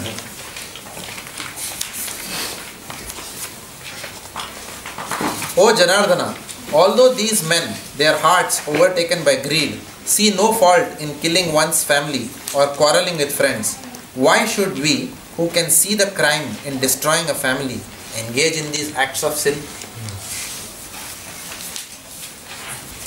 With the destruction of the dynasty, the entire family tradition is vanquished, and thus the rest of the family becomes involved in irreligion. When irreligion is prominent in the family, O Krishna, the women of the family become polluted, and from the degradation of womanhood, O descendant of Vrishni, comes unwanted progeny. An increase of unwanted population certainly causes hellish life, both for the family and for those who destroy the family tradition. The ancestors of such corrupt families fall down because the performances for offering them food and water are entirely stopped. By the evil deeds of those who destroy the family tradition and thus giving rise to unwanted children, all kinds of community projects and family welfare activities are devastated. O Krishna, maintainer of the people, I have heard by disciplic succession that those whose family traditions are destroyed dwell always in hell. So, text 39 to 43 talk about, text 36 and 38 talk about fear of sinful reaction. So there are two symptoms which Arjuna is showing here. Fear of sinful reaction from 36 to 38, and from 39 to 43 he gives the fourth reason, which is destruction of family traditions. So we saw 4 points. We saw compassion between 28 to 30, between 31 to 35 we saw loss of enjoyment and destruction of family. Between 36 to 38 now we will see fear of sinful reaction, and 39 to 43, which also we will discuss now, is destruction of family traditions. 4 causes which Arjuna says are the reasons why I will not fight this battle. So Lord is being addressed between 36 and 38. He is addressing the Lord now as Madhava. Madhava means husband of the goddess of fortune. So he is saying, being husband of the goddess of fortune, how can you give me a decision which will cause misfortune in the kingdom? So he is again choosing his words. And he is very cleverly quoting, not cleverly actually in one sense, because it is in his heart. So he is quoting from politics and sociology, which is the Artha Shastra. He is quoting from the Artha Shastra. And Srila Prabhupada is mentioning in the purport, if you say 6 types of aggressors, What are the 6 types of aggressors which are given in this? Poison. A poison giver, then one who sets fire to another's house, one who attacks with deadly weapons, one who plunders riches, one who occupies another's land, and one who kidnaps a wife of someone. Right? All these people are called as 6 types of aggressors. So, in Artha Shastra, Arjuna is actually not quoting from Artha Shastra. Okay. But this is quoted from Artha Shastra. These 6 types of aggressors, that they can be killed is mentioned in the Artha Shastra. But what is Arjuna saying? He is saying that I don't want to kill these people. And the Kauravas had done all of these activities. For example, it is mentioned that Bhima was given poison. Then one who plunders riches. Obviously all their kingdom was taken away and they were sent to Indraprastha, which was a wasteful piece of land. Of course, it's a different matter that later on they built very opulently in Indraprastha, and again Duryodhana was very envious of that also. Like that, okay. And then one who occupies another land, one who kidnaps a wife. So Draupadi was, her modesty was outraged in public. One who sets fire to a house. There was a wax house which they built, and then Duryodhana planned to set fire to the house. So all these aggressions had already been done by the Kauravas. So as per Artha Shastra, definitely it was fully qualified to kill these people. Artha Shastra says such a person can be killed. But still Arjuna is saying that no, we should not kill. Why? Because Arjuna is speaking not from Artha Shastra, he is speaking from Dharma Shastra. And Dharma Shastra, it is said, is higher than the Artha Shastra. Like that. And what is the highest? Srimad Bhagavad, Amala Purana, Paramahamsa Samhita. Right now we are not there. But right now the argument is hovering around Artha Shastra and Dharma Shastra. Haribol. Thank you very much. Maybe one of you can use this chair so that some other Mataji can sit more comfortably. Otherwise the chair is occupying space.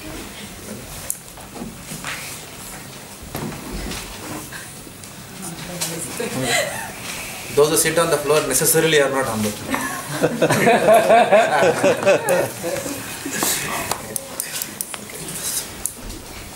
So he is quoting religion and saintly behavior from the Dharma Shastras, which are more authoritative than the Artha Shastras. So that's the dialogue which is happening between 36 to 38, and he is fearing sinful reaction, because in the Dharma Shastra it is said, thou shall not.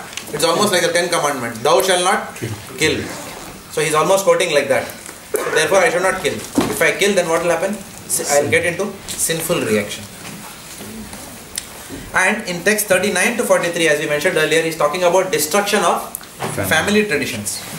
Now there are 4 points that he is mentioning under destruction of family traditions. The first one is, he is saying death of the elderly. If elderly people die, and who are these elderly people?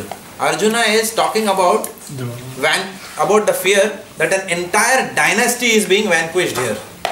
Okay. It's not that some minority, kingdom is going down. It's not some small kingdom or a small one-time king, of some province. Virtually, these people were rulers of the world, earth, right? And 2 powerful dynasties. Both will get completely both will be demolished. The entire dynasty is going to be vanquished. So he says that if this dynasty is completely vanquished, then what is the greater misfortune to the community? It will completely apple cut the prevalence of Varnashrama Dharma. If there are powerful leaders at the top, only then Varnashrama Dharma can flourish. If there are no leaders, there is no question of Varnashrama Dharma is what at the end of the day? It's a constitution of how we live by. Only it's not a man-made constitution, it is the spiritual constitution. That is called as Varnashrama Dharma. Based on the interests and aptitudes and proclivities of people, then engage them in the proper Varna. Based on the age, then engage them in the proper ashrama. So that there is some society functions in a very structured manner, right?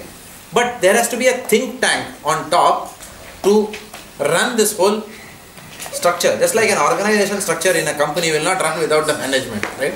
if the management is dissolved, then where is the question of organization structure? Anybody will start doing anything then in the organization, right?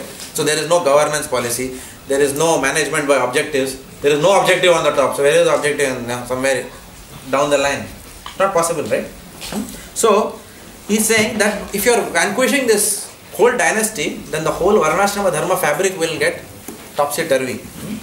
And Arjuna is here calling Krishna deliberately as Varshineya. He's again choosing his word very carefully. Why is he calling Krishna like that? Varshineya. He's telling, oh Krishna, you are the descendant of Vrishni dynasty, right? So he's indirectly asking Krishna, you yourself are managing a big dynasty. How would you feel if your entire Yadu dynasty is gone? That's why he's choosing the word Varshineya to address Krishna here. Okay. But if you read Srimad Bhagavatam, we will understand that same Lord Krishna himself finished his own Yadu dynasty. Right? Yadus fought against one another. That too. It's very bewildering to hear that. We can't understand that. And that is the plan of the Lord. So in one sense the Lord will reveal later on saying that I am beyond the three modes of material nature. I am not attached to my own dynasty anyway. I can wind up anything and go back to Godhead. And I can wind all of us here. Right? So, but anyway, right now Arjuna is addressing him like that. How would you feel if Yadu dynasty were on the verge of destruction? So that is the death of the elderly. Then he is saying that family traditions will stop and irreligion will increase. Now if family tradition stops, what automatically happens? The third thing, which is degradation of women. Now, it is said that in a proper Varnashrama Dharma system, then the women must always be protected. They are under the care of the father when they are young, then they are under the care of the husband, they must be under the care of the husband, and then eventually they must be under the care of son. So therefore actually a woman is naturally expected to marry. It's of course, the exception is if the person is very transcendental. That's a different thing right now. Some women are themselves acharyas, right? Goswamini. We have in the Gaudiya Vaishnava Sampradaya also Ganga Mata Goswamini. These are all exceptions. But usually a woman is expected to be under the care and then serve the husband, with the husband serving the spiritual master. And that's how the woman is Ardhangini. She gets half the benefits of the husband's devotional life. And that way she can go back to Godhead. So it is said that women have to be protected. Now if men act irreligiously, then women will also follow suit.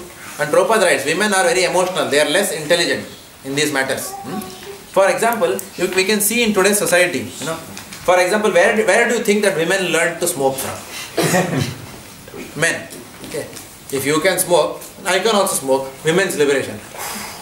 We are both equal. Okay. If you can drink alcohol, I can also drink. If you can drink powerful alcohol, I can drink doubly powerful alcohol. Women are advancing. आज नारी बहुत आगे बढ़ चुकी है. People will say in the lecture, आज कहाँ पहुँच गए हैं दुनिया. Very powerful, very nicely, these some lady, evangelist of women's liberation, she will talk in a big speech. Today women have come to the forefront of business. They are there as the CEOs. But actually, what is Vedic culture? Vedic culture is women must support the man. It's not male chauvinism. It is Vedic culture. We call it as male chauvinism. You know why? Because man is degraded. That's why. Man is not capable of protecting woman. Right? In fact, men are exploiting the women. Therefore, women have lost faith in men. But if men were spiritually realized, Tejiyamsam, then there is no reason for a woman not to serve such a self-realized husband. Because everybody, Kalau Shudra Shambhava. Men have also fallen down. And then women have no protection, so they have decided to protect themselves. Okay, so protecting themselves means there is no, difference between you and me. I don't want you to protect, I can protect myself. So I will also smoke and become macho. Like that. No difference between you and me. Like that. So this is how we have got some distorted conceptions, thinking because of this degradation, and women are getting degraded. Even the shirt and trouser. The concept of women wearing shirt and trouser has come from men. Actually women means normally sari, and even in the West, in those days they used to wear skirt and whatever. Now everyone is wearing, Men, and unfortunately men are worst is men are wearing women's dress and putting a ring and going in the pram. That is another thing. It's completely inconceivable, right? Women are trying to become men, men are trying to become. And some people don't know worst whether they are man or woman. And if we ask them, then we are probably insulting them or what. I don't know. You should not ask gender. It's supposedly an affront, if you ask like that. Excuse me, are you man or woman? I'm confused.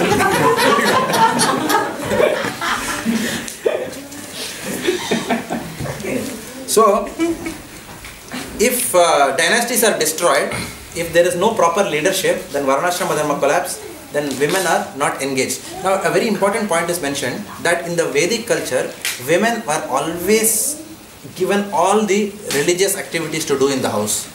So that kept them completely busy. Because if and please, I am not taking a shot at women, but please understand, in those times the women used to actually be at home and the husband, and the men used to go to work. Now, if you are at home and if you don't have any work, what will you do?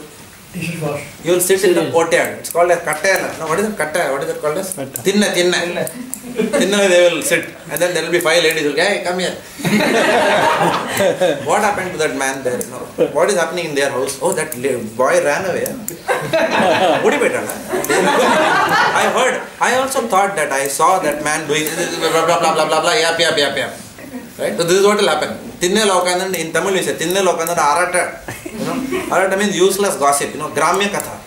Okay? Because there is no work, right? So women have to be engaged. Of course, today women are naturally engaged because they are working in various big companies like that. Okay? And the child is going to daycare. So the times have changed now.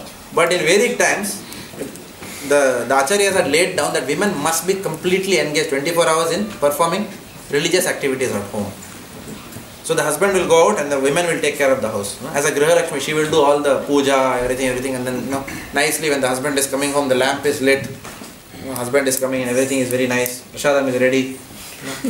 Like that. Okay. So now, if women are not engaged properly by realized men, then women can degrade, and which is what we are seeing today. And then because women are degraded, then the fourth point, unwanted progeny will come. Unwanted progeny is called as Varana Shankara. Varana Shankara means it is normally for a person who doesn't know how and why he was born. Who is the father, who is the mother, not very clear, not very sure. Right? Because mother is saying, I am that partner, and then husband is saying that partner.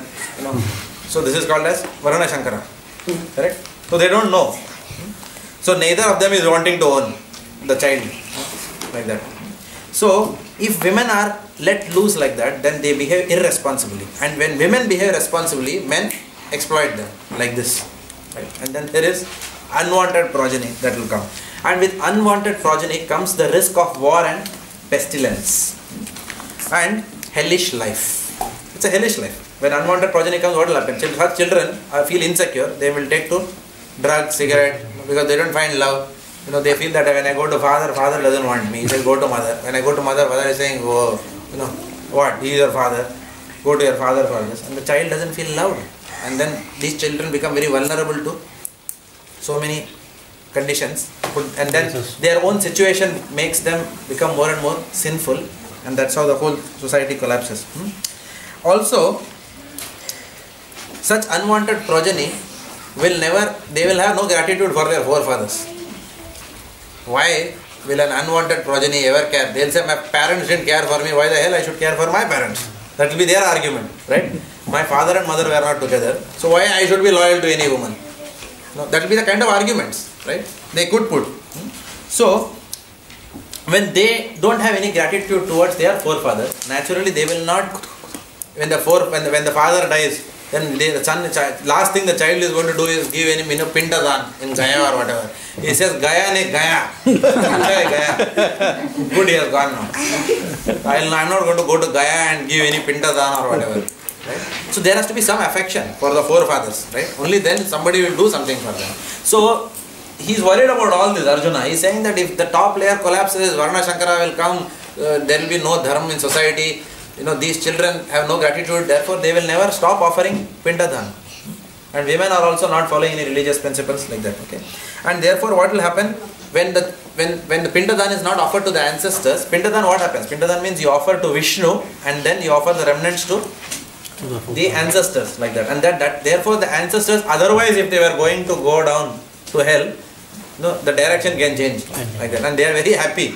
It is said that ancestors are very happy if someone does Pindadan, because somewhere they are getting the benefit there. We may not know.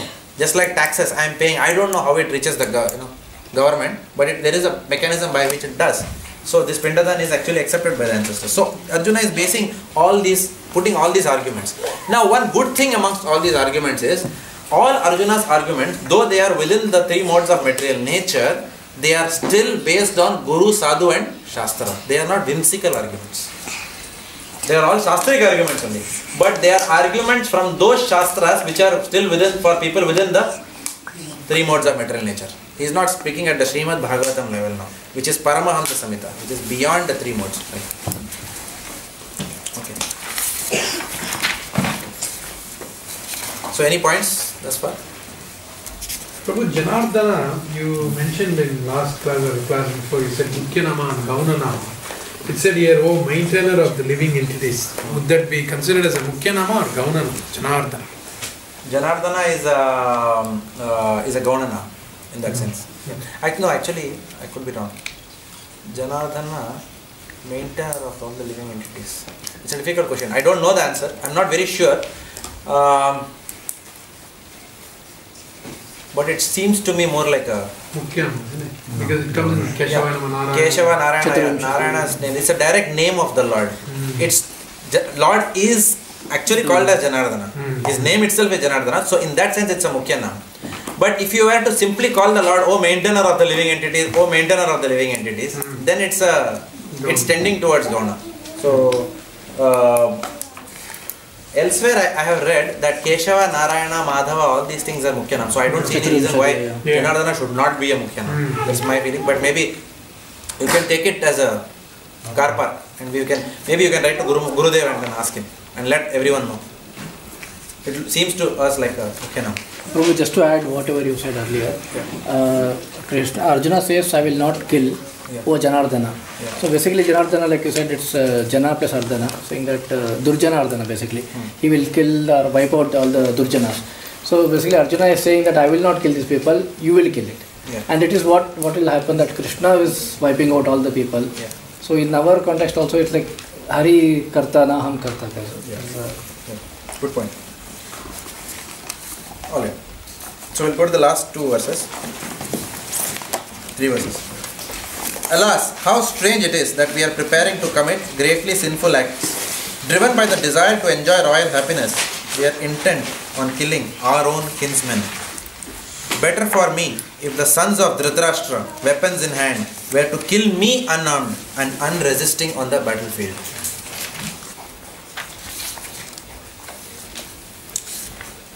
So, it is mentioned here that for Kshatriyas, begging is unthinkable. It's unthinkable for a Kshatriya. But still Arjuna is saying, better for me that I live a life by begging. And an example is given that, you remember in the last week I had said, 2 weeks ago, we had mentioned about Bhima's pastime with Hanuman. Draupadi wanted that lotus, and then Bhima went and Hanuman's tail was there, and then Hanuman said you can cross over metal, etc. Now what happens after that pastime?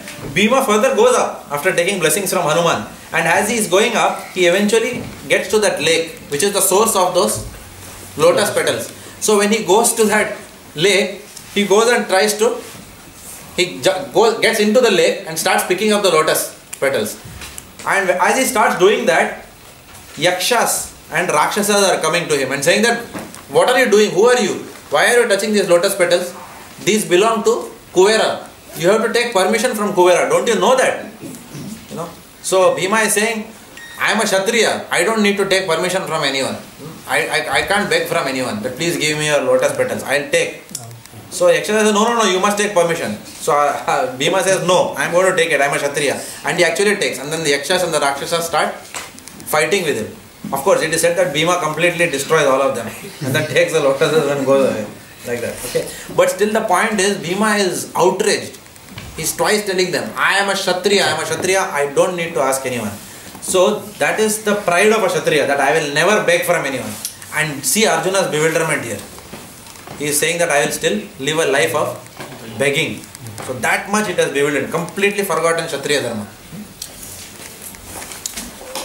And he prefers to be killed unarmed. He says, let them kill me otherwise. Either I will go begging, or if I just die, let them fight and I will just leave my body. But I won't fight.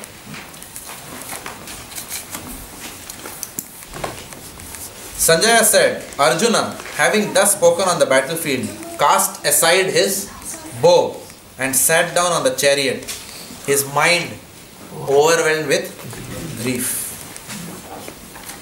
So, Arjuna set aside his bow.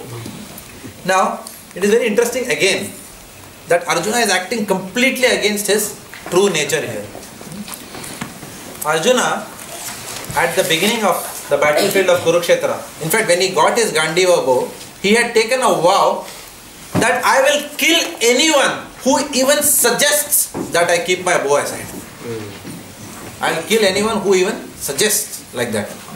And there is an interesting pastime here, that when Arjuna was fighting the battlefield of Kurukshetra, that time Maharaj Yudhishthira was wounded by Karna. He was so wounded, Maharaj Yudhishthira, that he had to retreat. Right? And what happened was, Karna in fact ridiculed Maharaj Yudhishthira. He said, why are you fighting in this battlefield? I find it demeaning even to fight with you. Because obviously, Karna's Dhanurdhara skills and Yudhishthira is more like a Brahman. He was, unfortunately, he was in the battlefield like that. He is more a Brahman type personality. So probably he could have been some president of temple. His nature is shown like that. Very compassionate person. He doesn't want to get into all these things. Right? So he is still somehow shooting arrows. Okay. And then Karna is the only person who could match Arjuna in Dhanurdhara is Karna and Dronacharya himself, like that. So Karna was the right match for him, but Karna somehow got fighting with Yudhishthira and Yudhishthira was finished. Right? And Yudhishthira is wounded now. Now Yudhishthira has gone back to the camp.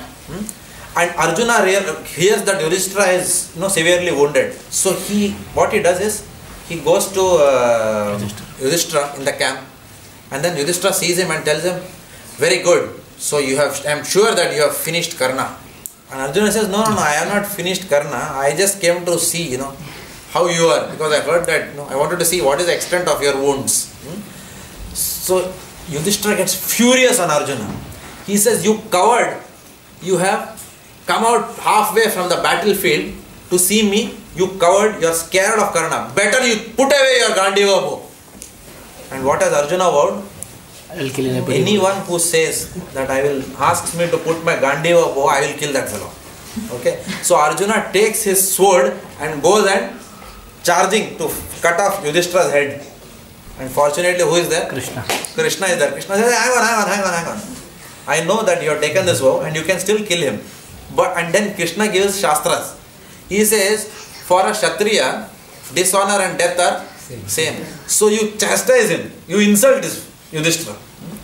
And then Arjuna says, okay. And he starts insulting Yudhishthira. He says that, what kind of husband you are? You put your wife, on a dice game. And you couldn't protect her chastity and so on and so forth. He chastises severely Yudhishthira. Why? So that he keeps up his vow. This is dharma. He keeps up his vow. But at the end of the day, again what happens? He repents. And immediately after that, he falls at the feet of Yudhishthira and says, I am sorry. I should not have spoken. And Yudhishthira says, it's okay, I understand. Don't worry about it. So that love is there between both. That etiquette is there. So he has done his duty of attacking someone and killing. And then Yudhishthira also is compassionate, he has forgiven.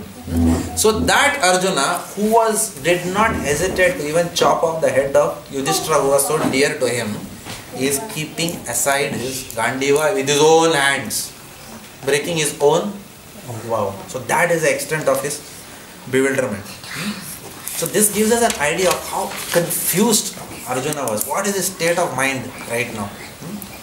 Completely not himself, his original self. So, in conclusion of today's section, there are two conclusions that are drawn.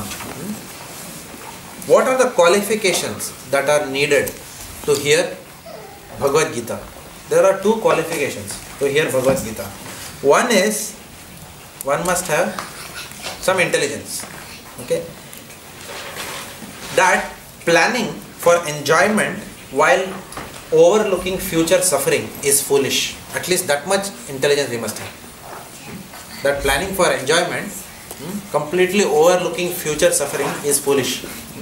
And Arjuna had that mentality. So he was most qualified to hear Bhagavad Gita. Because his whole, though he was speaking from a material platform, but he still was saying that something which is short-term benefit, if in the long term it's all about suffering, then we should not pursue that. So that is a sign of an intelligent person. An intelligent person works for, not for prayers, but for Shreyas. Prayas is what? Short term. Shreyas is long term. So the qualification for hearing Bhagavad Gita is one must have that intelligence to work for the long term. The second is saintliness. Along with intelligence, saintliness is also required to qualify to hear Bhagavad Gita. So Arjuna demonstrated all qualities, all saintly qualities here by displaying his compassion, by displaying his concern for others. And because he demonstrated these two qualities, he is now qualified to hear the Bhagavad Gita, which will start happening from second chapter onward. Now, till now, Krishna is not speaking at all. Now, Krishna will start speaking, not immediately, but after 1 or 2 verses, Krishna will start speaking from the Bhagavad Gita. So, for all of us also, we are fortunate that we have got this Bhagavad Gita from Srila Prabhupada, because somehow or the other, our intelligence was there that we wanted to work for the long-term benefit of our soul rather than working for the short term, which most of mankind is working towards. And also that because of Srila Prabhupada's mercy, all of us have developed at least some saintly qualities, that we are following the four regular, trying to follow the four regulative principles. Okay? No meat eating, intoxication, illicit sex. Some saintly qualities are started manifesting in all of us. We are taking to Krishna Bhakti like that. So we are fully qualified to do the Bhakti Sastri degree, to hear Bhagavad Gita. So any points from today's class? Yeah, Sajid Prabhu, I saw your hand first. Just like how Arjuna has put down his bow, we have also put down our desire to serve Lord Krishna, and we are giving reasons, and we are also bewildered. That is the whole purpose, to bring us. It is very evident. And just wanted to get this fifth point for the reason for bewilderment of Arjuna. What we have discussed. One is compassion, loss of enjoyment owing to the destruction. Yeah. And third is fear of sinful reaction. Yes. Fourth is destruction of family traditions. Sorry, the fifth one is indecision. Indecision. That is between 44 and 45, where he is talking about begging. He is not sure what he wants. On one hand he is saying, I prefer to be killed. On the other hand he is saying, I want to live by begging. On the third hand, then there is also that Kshatriya thing that he has to fight. So he is completely confused. So he is under indecision what to do. So these are 5 characteristics. All this put together made him keep the Gandiva aside. The fourth one is destruction of family traditions. I'll again repeat for benefit of all. 28 to 30 talks about compassion. 31 to 35 talks about loss of enjoyment and destruction of family.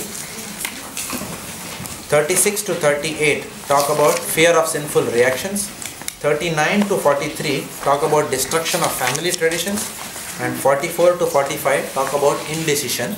And 46 is the final decision which he took in this indecision to keep his bow aside and not to fight. Leading to now the Lord taking over the conversation and giving him instructions on Bhagavad Gita, which eventually will help him come out of the material conception onto the spiritual or transcendental conception. Which are the 6 characters of Bhakti? You mentioned 2. 6 characteristics of Bhakti. I mentioned 2 because I wanted to mention only 2. So the 6 characteristics otherwise are Kleshagani Shubhada,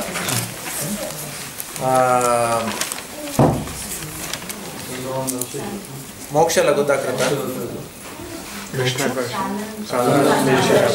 Sandrananda Visheshatma, Sudurlabha, Moksha Lagutakrita, Sudurlabha, Sandrananda Visheshatma and Krishna Consciousness. In that order. but it's not relevant for today's class. So just a piece of information. We'll study all that in detail when we come to Nectar of Devotion. We'll study in great detail all these things. Just turn to, you had a point? So when does Arjuna make the vow? Before coming into the war itself? That he Which one? He will kill someone who even gets to keep the vow. Yeah, it's just before the war he has made the decision. Different people have made different vows like that. We also saw someone, right? Bhima also made his own vows. Yudhishthira also took a vow, which led to the whole battle. And we are discussing it during our lunchtime nowadays. Why Yudhishthira gambled? I don't want to discuss it now, but many people have this question. Why Yudhishthira gambled? So if any one of you want to know because he is what? He is Dharma Raja Yudhishthira, no? So then gambling is against the 4 pillars of Dharma. So how can he gamble? But as a Kshatriya he has to... That is one reason, but there is a larger reason why he gambled. Because he was a devotee also, no? Please understand. These Pandavas are not simply Varnashrama Dharmis.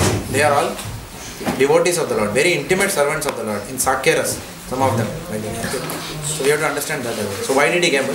So if you want to understand more, I would encourage you all to go to ISKCONDesire.com, where my senior godbrother, His Grace Govinda Prabhu, he has given lectures in English and some are in Hindi.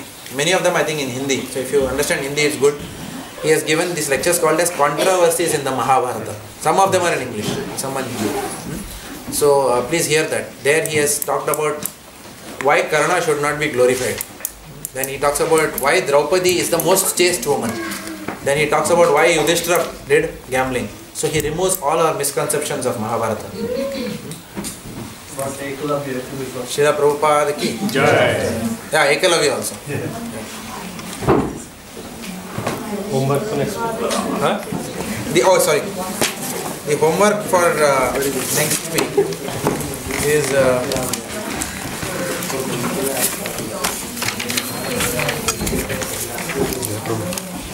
you can read the first 12 chapters, 12 texts, sorry.